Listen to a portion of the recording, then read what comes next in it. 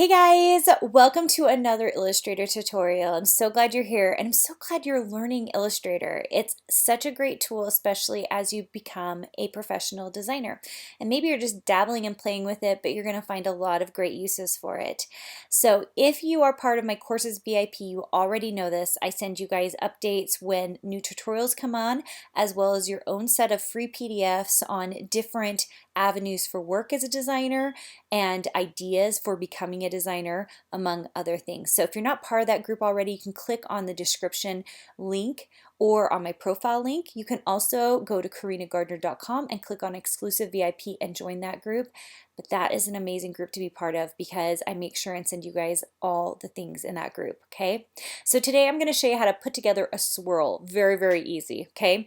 It takes a little bit of time to get used to, but once you start playing with the tools I'm showing you, you will become fantastic at them. Okay, so today what we're going to start with is the pen tool. It's about 3 down from your on your toolbar, and we're going to click a single time and you can see that it's created an anchor point for me. So now I'm going to pull on this and you can see if I pull on it, it's going to give me a shape somewhere.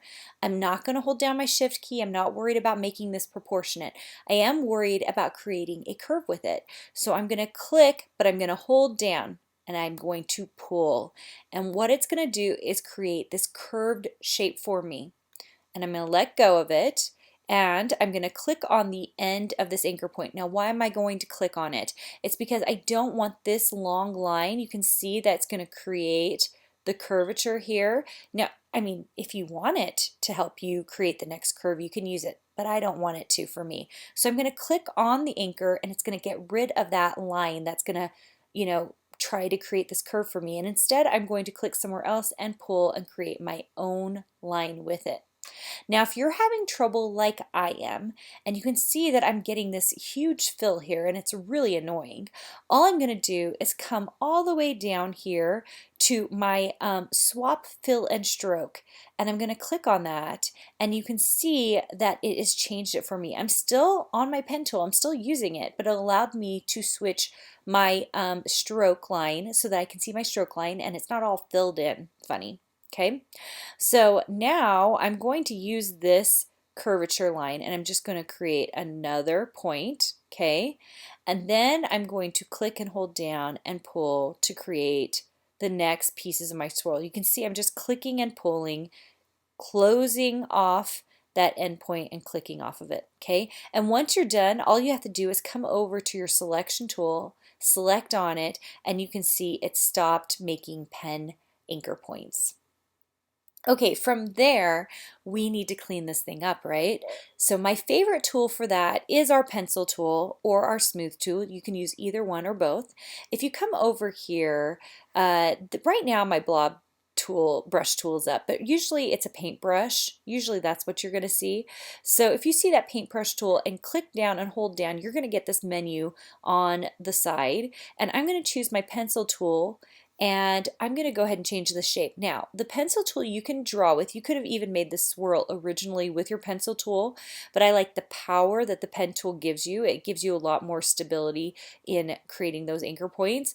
What you're going to do with the pencil tool is you have to start somewhere on the line and end somewhere on the line. If you don't, it's going to mess it up dramatically. So I'm going to start somewhere and draw it a bit and end somewhere. And you can see it's then changed that line.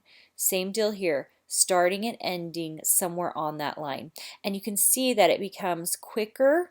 Your little strokes can come quicker or smaller. And if you don't like something, make sure you use Command Z if you're on a Mac or Control Z if you're on a PC. And you can just do an edit undo. You can see I'm making these little stroke lines. Now, if you come over to your pencil tool and you want to use the smooth tool, that's just usually below the pencil tool. I can grab that and you can use this. It will get rid of anchor points for you. Okay, you can see it got rid of that one. There aren't a lot of anchor points going on in my swirl, so it's not going to have as big of an effect as if you had a ton of anchor points, because what it'll do is simplify it for you.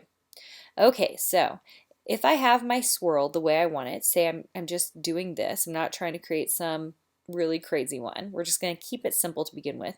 You can see that looks pretty one-dimensional. So let's select it, and we're going to come down to our width tool. Okay, it is pretty far down on your toolbar, and if you grab it and click on it, what it's going to allow you to do is make different widths with the anchors. It will even create new anchors on your swirl. So you can see here that I have now changed some of the sizing on this, and you can come in and make it bigger, smaller, however you want. You can see it wants to create a new anchor point for me here, which you can do. Pretty great and super easy. The next thing I want to do to change this is I want to change the way the end points look. Okay, now in order to do this, we have to get our stroke window out. So go to Window and go to Stroke. Okay, so I really like the end cap. That's my favorite. So I'm going to click on that. And then I usually also click on the rounded joint or round joint so that if there's any joints that are rounded, it will change it. Now I don't know that you guys saw a lot. I'm going to come in close so you can take a peek. So this little end point, instead of being capped at the end, which you can't see very well, it's now rounded. Let's make it a little bit bigger. I'm going to go to my stroke or my width tool, and I'm going to just make it bigger so you guys can see it. You can see how rounded it is on the end versus flat and capped. Okay? And then even in this state, once you have changed the width of it, you still can make adjustments. Come over to your pencil tool and say, I don't love the way that's feeling, or maybe, oh, did you see how I didn't end it? Command Z.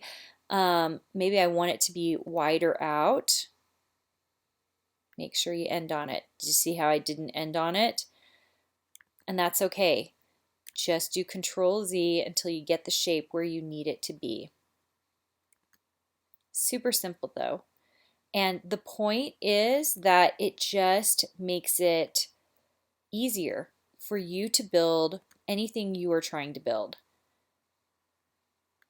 And that's it. I'm going to end it there because that's fine as is. If you want to mess with some of the kinks, you could do that. But start playing with this and get a good feel for building your own swirls. I'm so excited that you joined me today. Remember, if you want to learn Illustrator for free and just kind of get introduced to it, I have 3 lessons for free in Intro to Illustrator. It's a totally free mini course. You can get on my website at karinagardner.com, and if you join my courses VIP group, I send you tutorial links every single week of different things that you can do. So I'm excited for you to learn Illustrator and learn how to be a great designer. I'll see you guys soon.